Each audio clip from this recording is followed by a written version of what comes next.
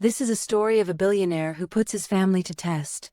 By pretending to be sick, what his family did will leave you shocked. Watch till the end to find out. Old Man Lewis was a very rich man who owned houses, cars, lands, hotels, and a large company, but now he was becoming old and weak. So one day, as he sat quietly in his room, he looked at a family photo and asked himself, who really loves me in this house and who will stand by me when I am sick and helpless? So Lewis called his loyal lawyer Mr. Morgan and his personal doctor Dr. Davis to his mansion, and he sat them down in his study and said in a soft voice that he wanted to pretend to be very sick because he wished to see who in his family truly loved him and who would care for him if he was dying.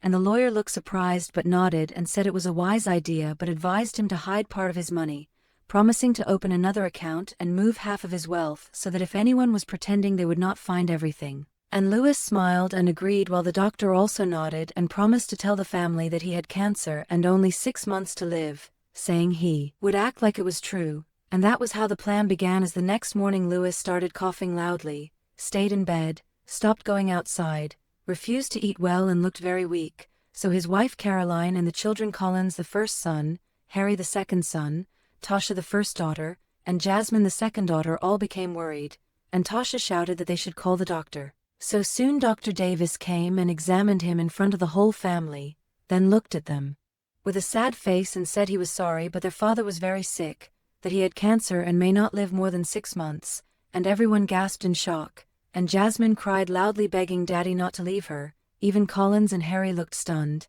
and Caroline put her hand on her chest and sat down slowly, and in the first few days the whole family acted like they cared as they brought him food, checked on him, sat beside him, and spoke kind words. But after a week things began to change. Caroline stopped coming to his room, saying she could not watch him suffer as it broke her heart. Tasha said she was too busy to stay long. Harry said he had to travel for work, and Collins, the eldest son, started showing more interest in the company. And one day Collins walked into the study with some papers and told his father that he should rest and let him handle the company. And Lewis looked at him quietly and nodded, though deep inside he was watching and taking notes. And Collins became the new face of the company as he changed the office, threw big parties, and started spending money carelessly, buying a new car and going on vacations, while Tasha also took money and bought expensive wigs and clothes, and Harry began spending lavishly on a young lady he met online, but Lewis remained on his sickbed pretending to grow weaker each day, and the only person who stayed by his side all day was his youngest daughter Jasmine, who would feed him, clean his room, sing for him, and even sleep on the floor beside his bed, while crying one day that she would never leave him and would always stay by his side as she held his hand. And one evening Jasmine went to her mother Caroline and begged that they should fly Daddy abroad, maybe to find hope, but Caroline shook her head and said no, because it was too expensive, and if he died there they would waste money for nothing. And Jasmine cried again that night beside her father's bed, while holding his hand and wiping his forehead. And on the other side of the house Collins threw a big party and invited friends, boasting that soon everything there would be his.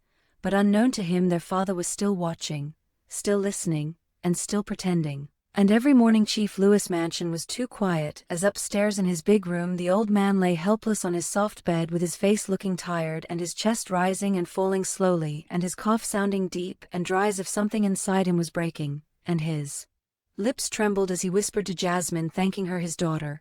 And Jasmine, his last child, sat beside him holding his hand gently and smiling through her tears, saying she was not going anywhere, Daddy, and she wiped his sweaty face with a warm towel, helped him sip water, and carefully fed him pap with a small spoon, and sometimes when he coughed too hard she would gently rub his chest and cry quietly when he was not looking. But what no one knew was that Chief Lewis was pretending, because he was not really dying, as he only wanted to know who truly loved him and who was only waiting for him to die and take his wealth. And one afternoon when Jasmine stepped out to rinse the towel, Chief Lewis turned to the wall and whispered to himself, asking if this was how his life would end, because the family he sacrificed everything for did not check on him or care if he had eaten, and not even Caroline his wife showed concern, though he had given them his life, sweat, and name, and now they were counting his days without even asking, Daddy, how are you today?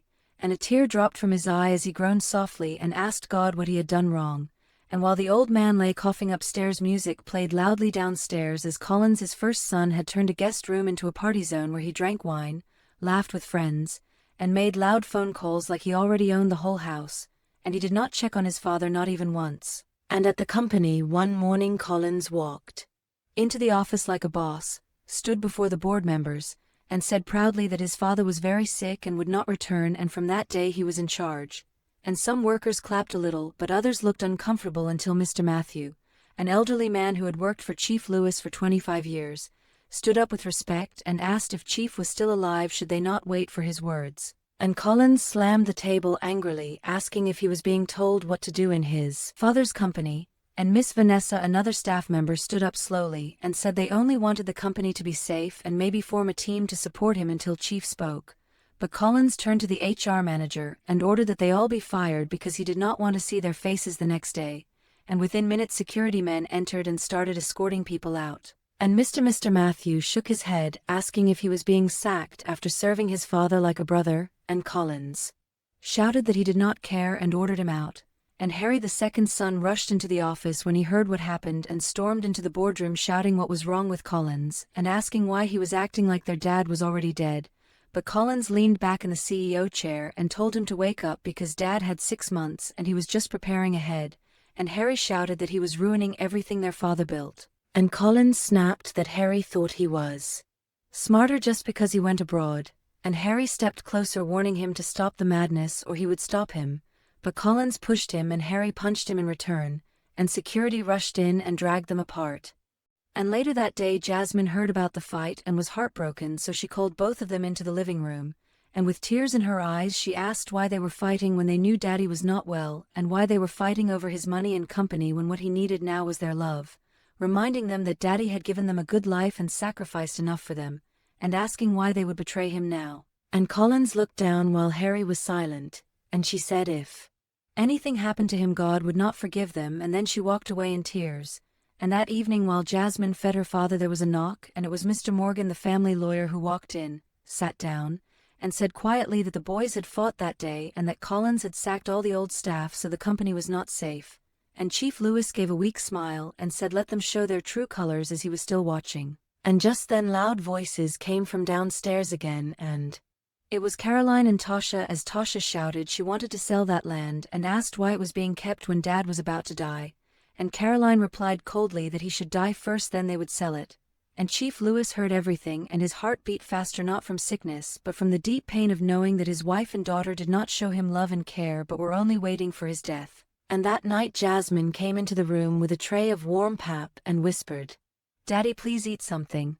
And Chief Lewis looked at her with tired eyes and said softly, "Thank you, Jasmine," because she was the only one who stayed, and she sat beside him and cried silently, saying if anything happened to him she would never forgive herself, and he touched her hand weakly. And the next day Collins held another meeting at the company and said he had a new idea to start a luxury fashion line of clothes, bags, and perfumes, and that he wanted it big, and one worker raised a hand and said that they did not have that kind of money right now. But Collins laughed and said then borrow, and ordered them to do it because it was still his father's company. And when Harry heard about the project he was furious, left the office immediately, and rushed home, and he entered his father's room and saw Jasmine holding their father's hand and told her to give them a minute. But she refused, saying whatever he wanted to say he should say it there, and Harry looked at their father lying weak and quiet and said, "Dad, Collins was ruining everything." And Chief Lewis opened his tired eyes, looked at Harry, then turned his face away without a word because he was still pretending, still watching, and still keeping his secret. Days went by and old man Lewis kept acting weak and very sick, still lying on the same bed inside his quiet room. Jasmine stayed close to him all the time, feeding him, washing his body, and telling him stories. But outside his room, things were getting worse. One morning, Harry sat on the balcony looking very upset. He had just come back from the company and was thinking hard. So Collins believes he can take over everything and waste what our father built? I won't just sit and watch. The next day, Harry dressed up and went to one of their father's biggest hotels in the city, Royal View Hotel. The manager, Mr. Victor, was shocked to see him. "Good afternoon, sir," the manager said, standing from his chair. "I came to tell you this hotel is for sale," Harry said straight. "What?" Mr. Victor gasped. "With all respect, this is one of the best hotels your father built. He loved this place. Please, don't sell it. This hotel means too much to him." Harry's face turned hard. Are you questioning me and my father's property? You must be joking. If you try to stop me again, I'll fire you myself. Mr. Victor lowered his head. I'm sorry, sir. But he wasn't at peace. As soon as Harry left, he picked up his phone and called the family lawyer, Mr. Morgan. Hello, sir. Harry wants to sell the hotel, he said softly. It doesn't feel right. Chief is still alive. Don't worry, Mr. Morgan replied. I'll take care of it. The next day, Mr. Morgan sent trusted people to quietly buy the hotel. They pretended to be strangers. When Harry sold it to them, they kept the documents safe and gave everything to Mr. Morgan. The lawyer locked the hotel papers in his own safe to keep them for Chief Lewis, because he knew the old man was only pretending. But Harry didn't stop there. He also sold one of the big lands their father had left for years. The same thing happened. Mr. Morgan arranged trusted people to buy the land. They handed the documents to him, and he locked them in his safe. Harry was happy, thinking he had made money, but he didn't know his father still owned both the hotel and the land. 3 days later, Tosha heard the news. She rushed into the living room where Harry was watching TV. She shouted, Harry, you sold Daddy's hotel. And the land. Are you crazy? Harry? Harry turned around, surprised at Tosha. Don't shout at me, I'm not a kid, you fool, she shouted and slapped him hard across the face. That land was meant for me. Don't ever sell anything again. Harry slapped her back and they started dragging each other's clothes.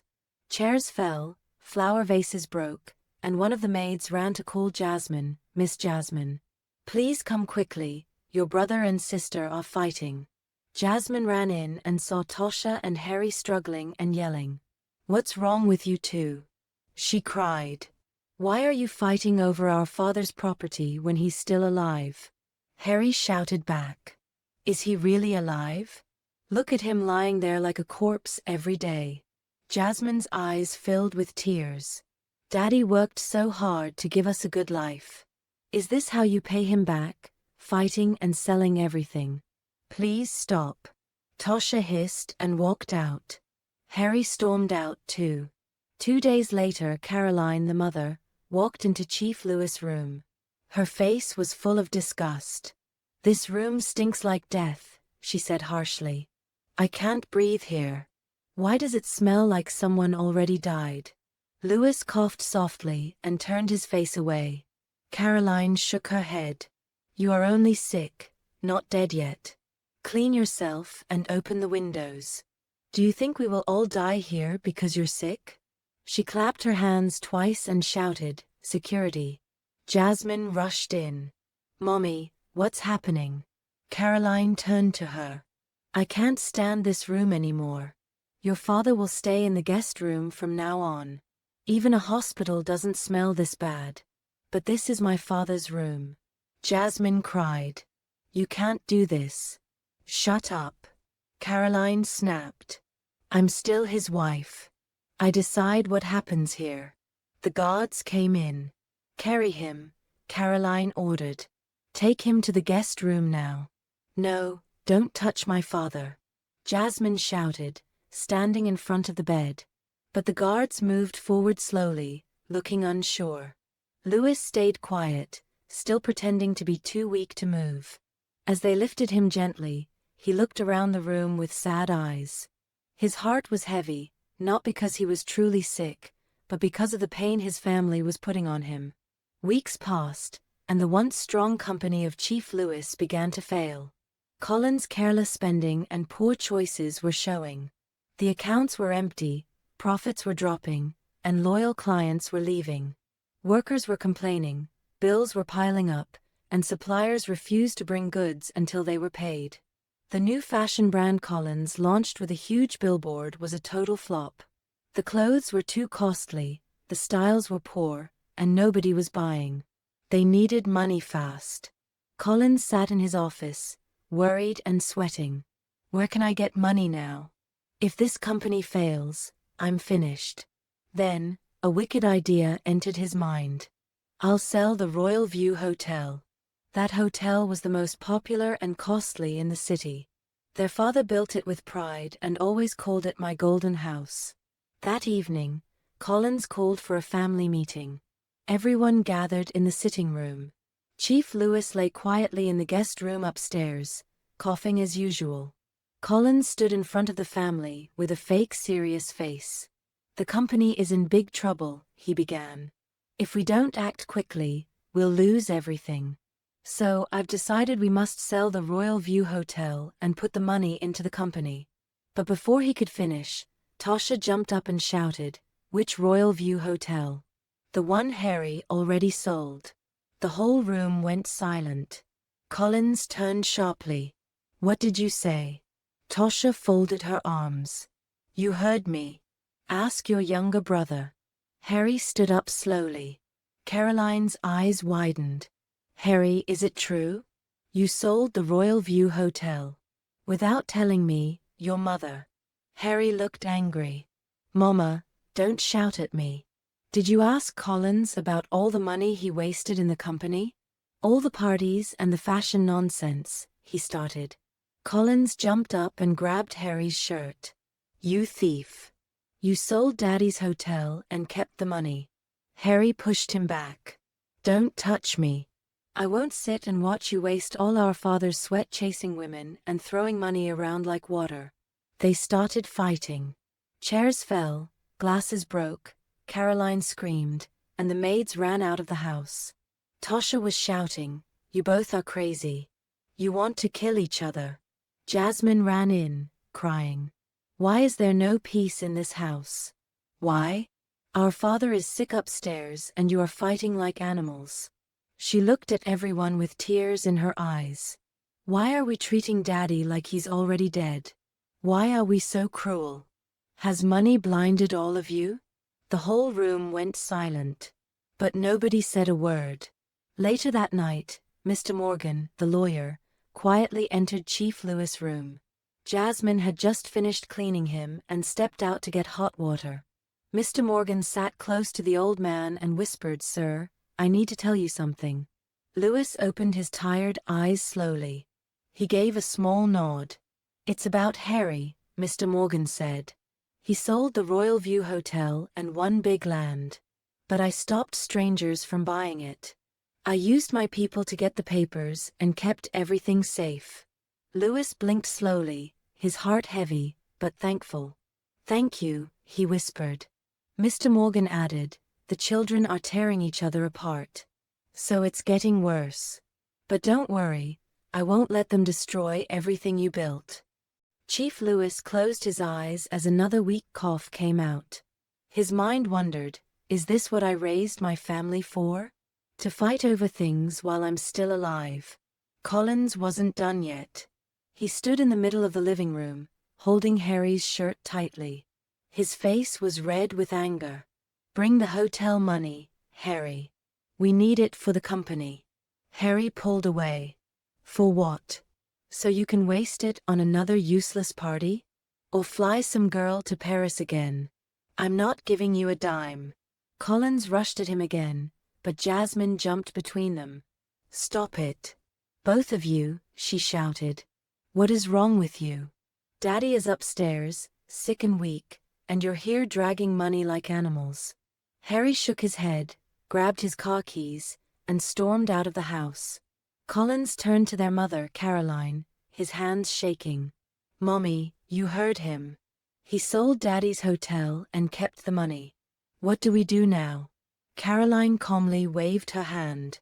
"Leave him. He's stubborn. If he doesn't want to bring the money, then sell another house or car." Collins turned sharply. "Whose car should I sell? It won't be mine, that's for sure." Caroline didn't blink. "Sell your father's white SUV." Just then Jasmine, who had gone to get water for their father, walked in and froze. "Mama, what did you just say?" Caroline turned. "You heard me. Let him sell that car. We need money." "Mama," Jasmine said, tears rising in her eyes. "That's Daddy's favorite car. And you want him to sell it while he's still alive." Caroline hissed and stood up. Don't you understand? We need funds to support the company before it crashes. Jasmine shook her head. Then tell Collins to bring back the old workers he fired. Those people know the roots of the company. They can help fix it. Collins scoffed. Never. They were rude and useless. They were loyal. Jasmine shouted, loyal to Daddy, and if he trusted them, we should too. 2 days later, the mansion gates opened slowly as 3 big cars drove in. It was Chief Lewis' extended family, his younger brother, 2 cousins, and an elder from the village. They all stepped out, carrying fruits and drinks. We heard Chief is not feeling well, the younger brother said. We came to see him. It's been too long. Before they could take 5 steps, Caroline came rushing out of the house, refusing them entrance. What are you people doing here? Who invited you? The elder man stepped forward calmly. Madam, we only came to see our brother and pray with him. Pray? Pray for who? When he was strong, you didn't come. Now he's sick, you're here like vultures, to devour his wealth. The cousins looked down, ashamed. We didn't mean harm. Caroline clapped her hands loudly. Go back to your village. There's no space here. We don't need fake family love. Leave this house now before I call security. But please, can't we at least greet him? I said, leave this place now. Caroline shouted. One of the guards near the gate quickly stepped forward and opened it wider. Without another word, the guests went back to their cars and drove away. From a window upstairs, Jasmine had watched everything. She wiped her eyes in pain. She turned to her father, who lay silently in bed, but his heart was broken. Even though he didn't move, a single tear rolled down his cheek. That evening, the house was still tense after the scene with the extended family. But things were about to get worse. Harry stormed into the sitting room, breathing hard. He had just returned from work and his face looked angry. Mama, he called out loudly. Where's Mama? Caroline came out from the kitchen holding a glass of orange juice. Why are you shouting like that? Harry pointed angrily. Why did you let Collins sell one of Daddy's houses and his car? Caroline rolled her eyes. Harry, must you shout every time you talk? I gave the order because we need money to save the company. Or do you want people to laugh at us? Harry moved closer. Mama. With the way Collins is handling things, what makes you think the company won't fall again even if we sell 10 houses? Caroline frowned. Don't talk like that. He's your elder brother. Show him respect. Harry raised his voice. Respect. He's not acting like an elder brother. Mama. The trouble started when he fired people who had worked with Daddy for years. The company was fine, then he began firing the old staff and replacing them with his useless friends who know nothing about how a company grows. He started acting like the new owner of the company, wasting money, buying things we don't need, and behaving like Daddy was already dead. Now you gave the order to sell Dad's SUV and house. Caroline shouted back, but you were told to bring the money from the hotel you sold, and you refused. Harry lifted his hands in the air. Mama, please don't start. If you keep letting Collins do whatever he wants, he will sell all of Daddy's things one by one, and the company will still not improve. The room went quiet for a moment. Then Harry added, you know what? I think the time has come. Call Mr. Morgan, the lawyer. Let him come and read Daddy's will. Let everyone receive what belongs to them. That way no one will touch what is not theirs. Caroline stayed quiet for some time, then she nodded slowly. Fine. I will call him first thing tomorrow. The next morning by 10 a.m., the living room was filled. Their mother, Caroline, sat in the middle like a queen. The door opened, and Mr. Morgan, the family lawyer, walked in with a leather folder. Good morning, everyone, he said calmly. I was told you asked for the reading of Chief Lewis' will. Yes, Harry answered quickly. We want to know what belongs to each of us before everything is wasted. Mr. Morgan cleared his throat and opened the folder. Sadly, he said, looking around the room. "Your father has not written any will yet." "What?" Tasha shouted. Mr. Morgan went on, "Yes, he wanted to do it just before he fell sick. He even made an appointment with me, but he became too weak before we could meet." Collins stood up angrily. "So you mean there is no will at all?" Mr. Morgan lifted a finger. "Even if there was a will, it would not be read while he is still alive. The law is clear on that." Caroline looked confused. "So what now?" Mr. Morgan looked at each of them one after the other and said, "Now, you wait, and you care for your father. He is still alive. Stop fighting. Stop selling things. Stop breaking this family apart." Jasmine looked up with wet eyes and nodded slowly. But Collins just hissed. Harry rubbed his forehead in frustration. Tasha rolled her eyes. And upstairs, in the quiet guest room, Old Man Lewis lay on his bed, listening through the small crack in the door that Jasmine always forgot to close. He heard everything. And as he coughed quietly, a small sad smile appeared on his lips. "They have shown me who they really are," he thought in silence. A week after the failed attempt to read the will, the mansion was still full of tension and silence. Everyone moved about with heavy faces, hardly speaking to one another. But Caroline had something else in her mind. That afternoon, dressed in her finest lace gown and gold earrings, she left the house and drove to see her rich friend Gloria, a woman known for her boldness and sharp tongue. They hugged at the entrance like old classmates. "Ah, Caroline, I heard your husband is very sick," Gloria said as they sat in her lovely living room. "I hope he gets better. Oh, but what is the doctor saying?" Caroline sighed deeply. "The doctor said it is cancer. And the worst part? He may not live through it. It is like I am already a widow." Gloria leaned forward. This is serious. How are you coping?" Caroline folded her arms. "Coping? With what? I am not only sad. I am lonely. No one to talk to. No one to hold me. He only coughs all day." Gloria raised a brow, a sly smile on her lips. "That means he cannot please you anymore." Caroline lowered her voice. "That part. I have been thinking about it." Gloria chuckled. "You are still young, Caroline. And you are beautiful. You do not need to suffer because of a sick old man. If I were you, I would find a young man, someone strong, someone who can meet your need." Caroline's eyes brightened. 2 days later, Caroline met Matthew, a fine, charming man in his early 30s. She met him at a spa she often visited, where he worked as a gym trainer. They exchanged numbers, and soon they began to meet in hotels across the city. Matthew treated her like a queen, always praising her beauty, massaging her feet, and whispering sweet words in her ear.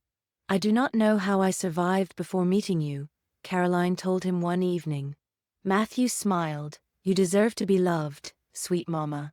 They kissed. From that day, Caroline fully abandoned her sick husband. She stopped entering his room, stopped checking his meals, and left everything for Jasmine to do. Her days were now filled with laughter, wine, makeup, and hotel meetings with Matthew. But it did not stop there. Caroline wanted to keep Matthew close. So one morning, she shocked the whole family by bringing Matthew into the mansion. They were all in the living room when she walked in with him, holding a small leather bag and smiling proudly. "Everyone, meet Mr. Matthew," she said, placing a hand on his shoulder.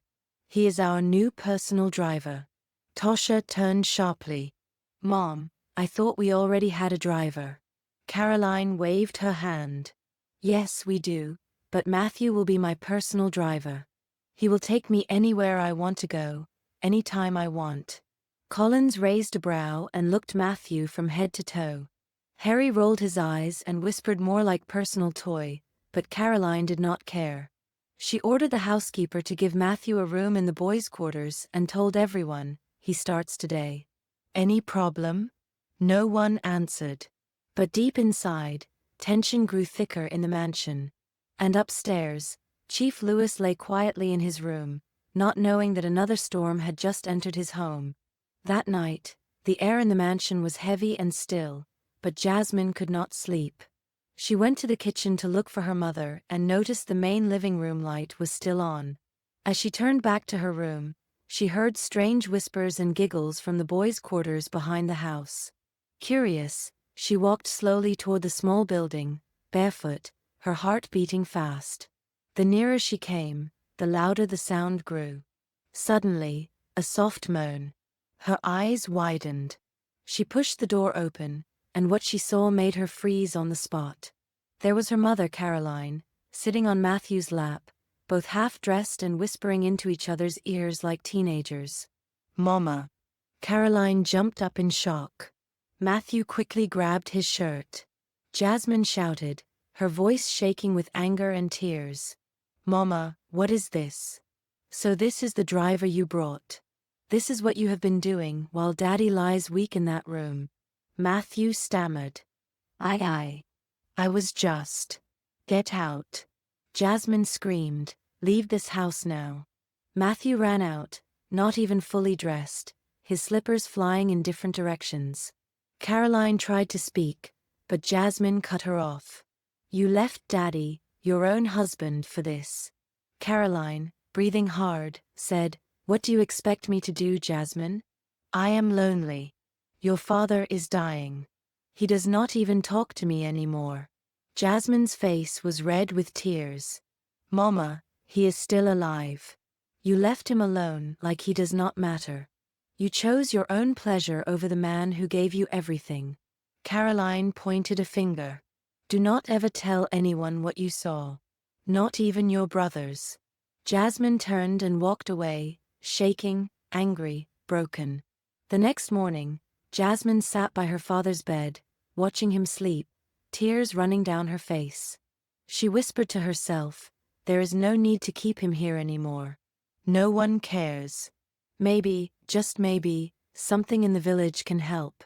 She wiped her tears, packed a few things, and quietly made arrangements with the mansion driver. By evening, she had taken Chief Lewis far away, back to the village where he was born. In the village, as soon as Chief Lewis arrived, news spread fast. "Chief is sick. Chief is back home." His extended family, uncles, cousins, elders, and even villagers, came out to see him. Some brought fruits, some brought palm wine, others brought old herbs. They sat around in the compound, shaking their heads sadly. "Ah, this man was so kind to us. He gave me money to start my farm. He built the community school." They began to contribute money, food, and advice.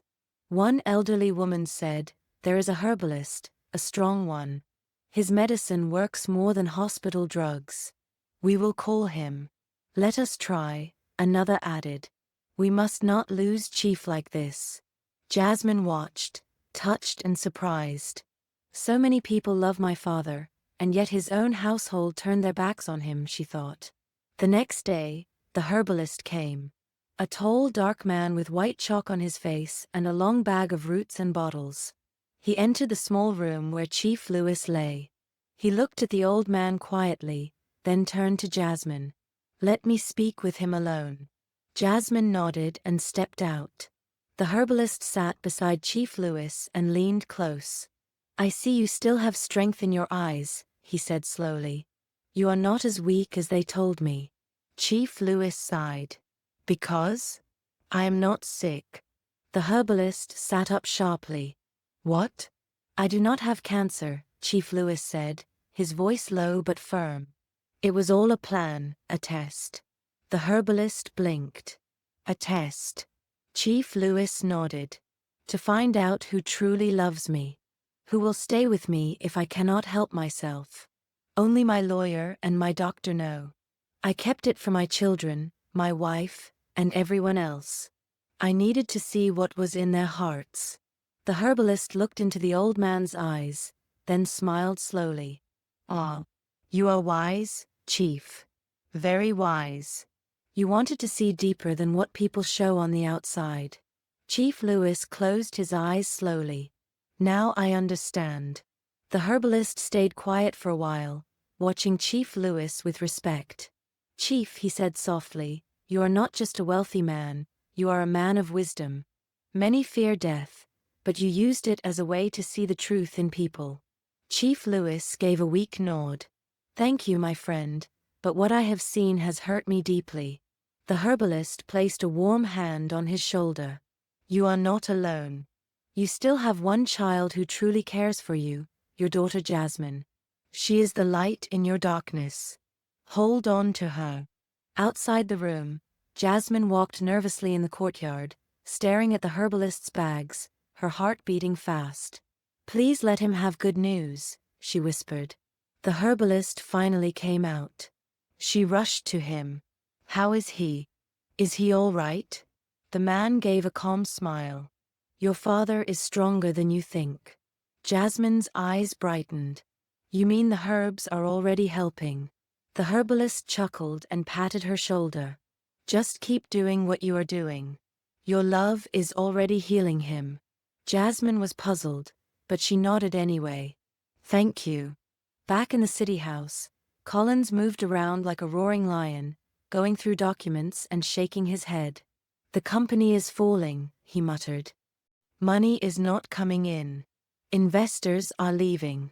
He stormed into the sitting room where Caroline and Tosha were watching TV. Mama. Tosha. If we don't act now, the company will collapse. Caroline shouted. Act now again? Collins, we are not selling anything. You can shut down that fashion line you opened. Tosha rolled her eyes. Why don't you sell your car this time? Collins glared at her. Don't be foolish. Harry walked in from outside, hearing them. He laughed bitterly. We are not selling anything. Maybe sell your own house. Collins jumped up. At least I am trying to save the company, not sitting idle like you. Harry pointed at him. Save the company? You are the one who destroyed it. From the time you took over, all you have done is waste money and show off. Keep talking. Collins barked. You are just jealous because I am the first son. Jealous. Harry shouted. You are insane. They charged at each other again. Tosha screamed. Stop it, both of you. You will bring the house down. Caroline only stood up slowly and walked out. She was tired of the noise, but she did not know worse was coming. Back in the village, for the first time in many weeks, Chief Lewis stepped out of the small house with help from Jasmine. He was not pretending now, he was only tired, truly tired, not from illness, but from heartbreak. The extended family gathered around, clapping. Chief is getting stronger. Thank God. We will keep praying. An elder drew Jasmine aside and said, My daughter, your father's spirit is strong. Take care of him, and he will live long. Jasmine smiled, though her eyes were wet. Thank you. That night, Chief Lewis sat under the stars on a wooden chair wrapped in a thick cloth. He looked around at the quiet yard, the smell of firewood, the soft sound of crickets, and peace. Something he had not felt in years. He whispered to himself, maybe this is the start of something new. That evening, in the village, the sky turned orange as the sun slowly went down behind the palm trees. The compound was calm, with a soft wind passing through the trees. Chief Lewis sat still under the orange tree, staring at the dusty ground. Jasmine came out with a warm bowl of yam porridge and placed it beside him. Daddy, eat something, you have not eaten since morning. He looked up at her. His eyes were weak, but there was peace in them now. Jasmine, he said softly, sit down, my daughter. There is something I must tell you. Jasmine blinked. What is it, Daddy? Chief Lewis sighed and held her hand. I must tell you the truth. All that you saw. The sickness, the doctor's report, the coughing, the weakness. He paused. Jasmine looked puzzled. He went on, it was all a test. I was never sick. I don't have cancer. Jasmine gasped. Daddy, what? I pretended, he said, slowly, because I wanted to know the heart of everyone in our family. I wanted to see who really loves me. When I cannot give money anymore, when I cannot talk, walk, or stand. I wanted to know who would wipe my tears and who would fight over my wealth. Jasmine sat frozen, her eyes wide. So all this time? Chief Lewis nodded. You were the only one who stood by me, he said, tears filling his eyes. You fed me. You washed me. You even brought me to this village, hoping to find a cure. But I was not sick. I was watching, and you made me proud. Jasmine covered her mouth, shocked and speechless. That night, Chief Lewis asked the elders and extended family members to meet in his compound. He stood, this time without help, and raised his voice. My people, I must confess something. The elders and cousins looked at one another in surprise. I was never sick. I never had cancer. They gasped. It was a plan, he went on. I wanted to test my family, to see who really cared for me, and who only cared for my riches. The elders were silent. Chief Lewis lifted his hands. And now I know. But I want to thank all of you. The way you came together, your love, your support, your prayers. I will never forget. He turned slowly. Especially you, my daughter Jasmine.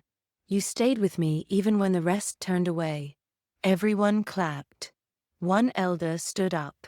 Chief, you have taught us a great lesson. This world is full of pretenders. You are truly wise. Another woman said, Your daughter is a blessing. May God bless her more. Chief Lewis smiled for the first time in many weeks. The next day, the morning sun Jasmine, bright and clear. Jasmine helped her father pack his small bag. He wore a clean native cloth, walked with strength, and smiled at everyone in the yard. When they reached the car, the villagers gathered again. Chief, safe journey. Come back and visit. We love you, Chief. Chief Lewis waved at them, blowing kisses, as the car rolled slowly down the red dusty road, back to the city. It felt like a dream. When the car entered the mansion compound, the guards opened their mouths in shock. Chief. They stared in disbelief as the old man stepped out of the car, not coughing, not limping, not weak. He was strong. He was alive. He was back. Jasmine stood by his side, holding his bag. Let us go in, Daddy, she said softly. He nodded. It is time. But the real shock was waiting inside. Inside the house. Tosha was scrolling through her phone on the couch when she heard the door open. She looked up carelessly, then froze. Her mouth opened wide. Daddy. She leaped to her feet and ran to him. Daddy, you are walking. You are fine. You are not coughing. I cannot believe this. I thought. Just then, Harry came down the stairs with headphones on. He pulled them off in shock. Wait, what is happening here? He saw his father, standing, alive, strong, not weak, not dying, Daddy. Collins followed behind, holding a bottle of wine. When he saw his father, the bottle dropped from his hand and smashed on the floor. You are fine. Chief Lewis looked at his 3 children and gave a small smile. Good afternoon. From the kitchen, Caroline's voice called out, Who broke something again in this house? She stopped as she entered the living room, and her eyes met the one man she thought would never walk again. Her heart almost stopped. Darling. She held the wall for support, staring at Lewis and then at Jasmine. You are well. You are strong. You are walking. Jasmine stood beside him proudly. Welcome home, Daddy, she said softly. Chief Lewis nodded and walked straight into his master bedroom without a word. The whole house went silent, like a burial ground. Everyone turned to Jasmine like bees. Tosha grabbed her hand. How? How did this happen? What did you do? Harry added, The doctor said he had late-stage cancer and was going to die. How is he standing like nothing happened? Collins scratched his head. This must be a miracle. Caroline whispered, It is like I am dreaming. Jasmine gave them a calm but cold look. I did not work a miracle. I only gave our father what he really needed, which is love, care, and peace of mind. If you have any other question you can go and ask him yourself, She turned and went upstairs, leaving them all confused. That night Chief Lewis sat alone in his room. He opened the drawer beside his bed and took out something unexpected, a small black camera. Then he opened a hidden box under the bed and removed two more. One after the other he fixed them to a screen, and there it was, the recordings, clear.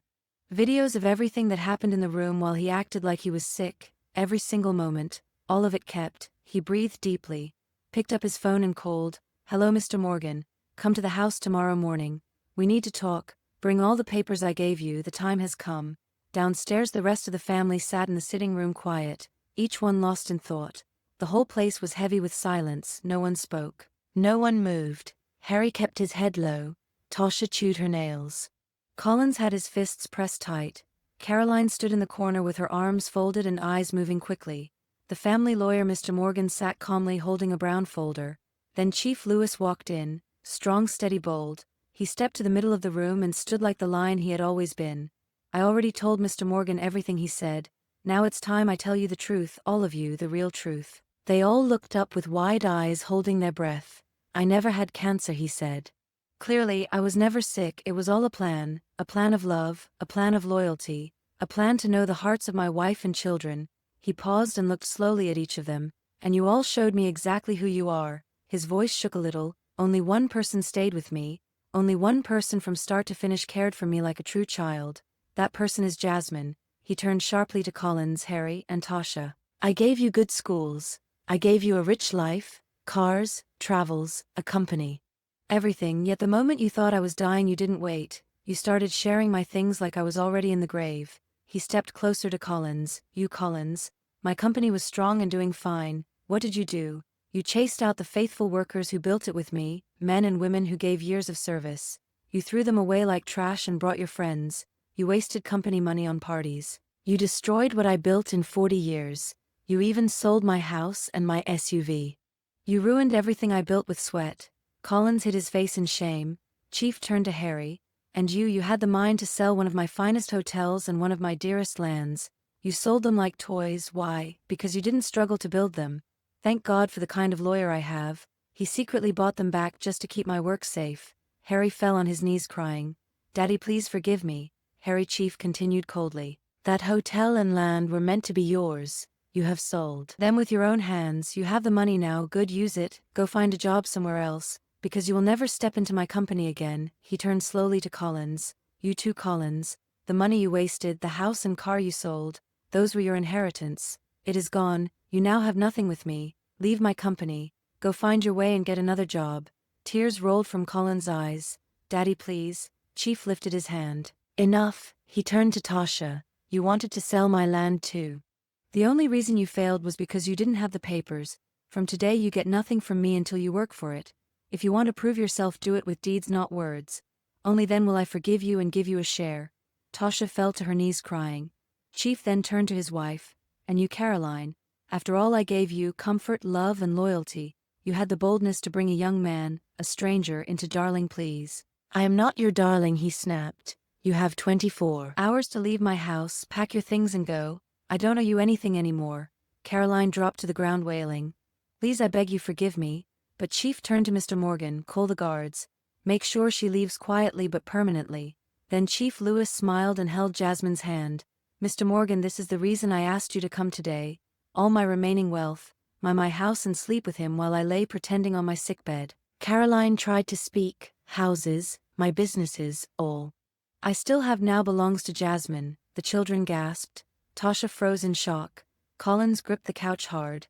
Harry cried quietly. Chief continued. "Jasmine is the only one who showed me love, who believed in me, who carried me like a baby while I pretended to be helpless. And because of that she is now the only owner of my wealth." He turned again to Mr. Morgan. "Starting now, Jasmine is the new CEO of my company. Call back all the workers, especially those faithful men and women." Collins drove away. "Tell them to return. Their places are waiting for them." Mr. Morgan smiled. "It is already being done, sir." 1 year later the company grew strong again. Under Jasmine's rule the business doubled profits. New branches opened. Awards kept coming. The old loyal workers returned and worked with joy, calling her Madam Jasmine the Wise. Chief Lewis sat in his office proud and calm, watching his daughter lead board meetings with courage and wisdom. Harry and Collins found jobs somewhere else and tried to fix their lives. Tasha kept struggling to show her father she had changed. Caroline was never heard from again, but Jasmine, she stood tall, honored, respected, and loved, because when the test came she passed it without failing. If you enjoyed watching this story, please like, share, drop your comment, and don't forget to subscribe to our channel for more interesting stories. Thank you for watching. See you in the next one.